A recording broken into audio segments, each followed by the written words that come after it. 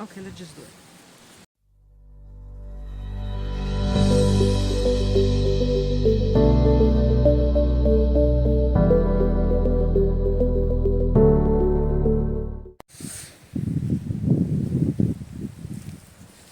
Hello everyone, welcome back to the channel. As you see, I haven't been able to record much or post anything over the summer. We run our place as a campsite as well, so over the summer we are really busy with all the guests and everything. So unfortunately all the plans, ideas, whatever about plans, they need to wait till the summer is over. So anyways, summer is over. It's now beginning of October. Cooled off, you see, I'm already preparing for the cold, and I hope now we can be a little bit more regular again on the channel and explore some interesting topics. Anyway, yeah, for today, because we can be outside, it's nice, it's warm. Okay, not really warm, but it was colder yesterday, it will be colder tomorrow. Today is just fine. What I would like to show you is air layering.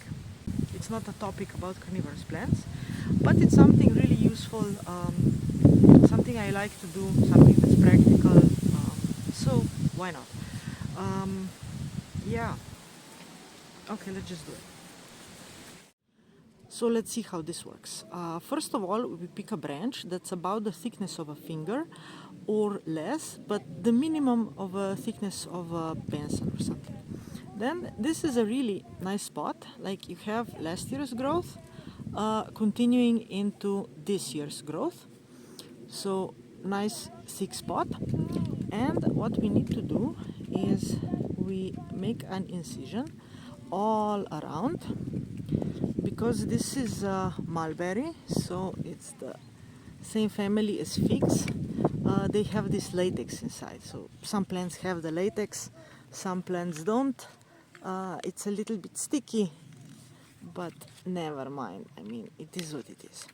Okay, so we cut through. We cut only through the this outer core and the cambium. So what we are doing actually is we are removing all of the phloem. So this is the core, the not core, like bark basically, and the live tissue under the bark, and we are taking out all of this little green stuff here. This is the cambium.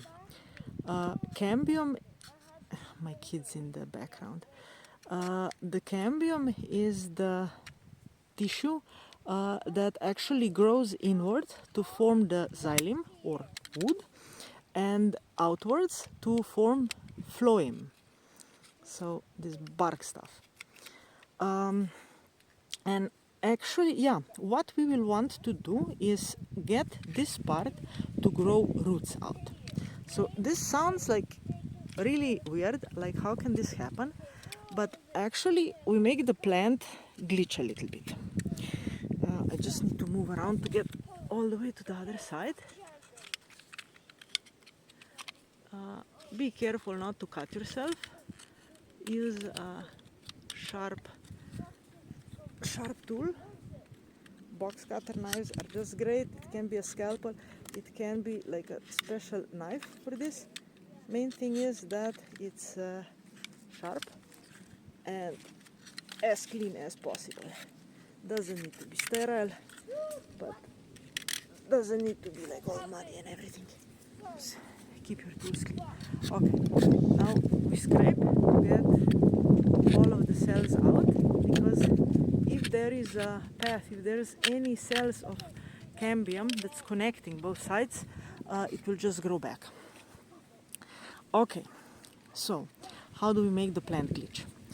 Thing is that the plant, in the roots are in that direction, down the trunk and in the soil.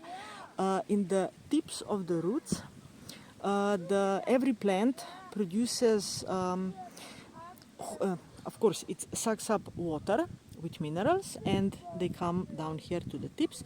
And also the root tips produce hormones that make tips of branches grow. So roots make the branches grow, and vice versa. In the tips of the branches, in the meristem, there is the hormone forms that travels down the tree through the phloem into the roots and makes the roots grow. So xylem pathway again from the roots up, and phloem pathway from the tips, from the leaves, from the growing tips into the roots. And so how do we make the plant glitch? All the water and minerals that are in the water are still coming by the wood, through xylem, and they are going, they're feeding our branch on this side, yeah. So the branch is still living, it's still making photosynthesis, it's still growing, it's still making hormones and sugars, and it's pushing them this way to feed the rest of the tree. But because we remove the phloem, all of this stuff will now stop here. And because we have hormones that make roots grow, what will happen? Roots will grow from here. This is all the magic from this of this method. To make roots grow faster, you can also put like rooting hormone, powder, paste, whatever. However, I prefer to avoid this because you can do too much hormone. Because you will have it from the plant itself, from the branch, and if you add some extra, you can like really fast have too much, and then this will inhibit any roots from growing at all. So I personally prefer to just leave everything as it is. Okay, so this is prepared, and now we need to cover this.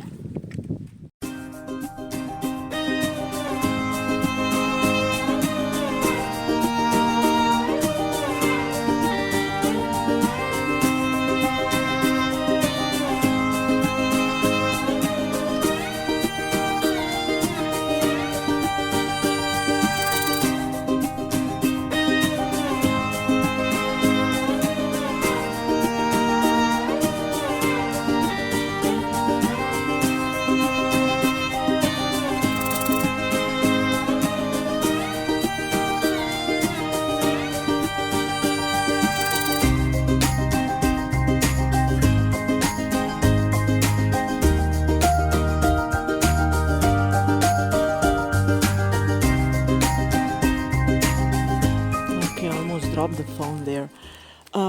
So anyways, soil, we need the soil to be on this part. Like this. Coming over. Make sure the soil is all over. And then just close it in with the plastic. Just tight. So it doesn't move when the roots start growing. Okay. So it's like a candy. Then you can use wires or you can use string, whichever you prefer. Zip ties even. I prefer just to use string. I mean, plastic is enough, like waste. You don't need more. Okay. And you tie it off on both sides. So this will now just keep the moisture in and make an environment where the roots can grow.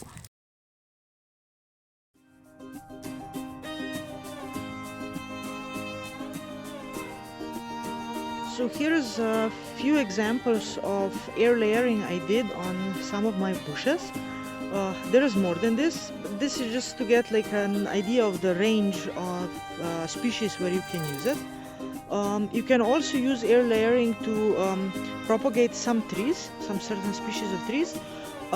It's a really fun method, and the resulting plants are much bigger than they would be if you made cuttings. And also it's really useful for species where cuttings have difficulty to root. So it might take a little bit longer than by cuttings, but it's like for a wider range of species, and yeah, the final result are bigger plants. Okay, so this was a really fun video to do. I also had the chance to use this contraption here behind me. This is my homemade tripod. It works. What can I say? It works. Anyway, I hope you found this video interesting. Please like and subscribe if you did, and see you next time. Bye bye.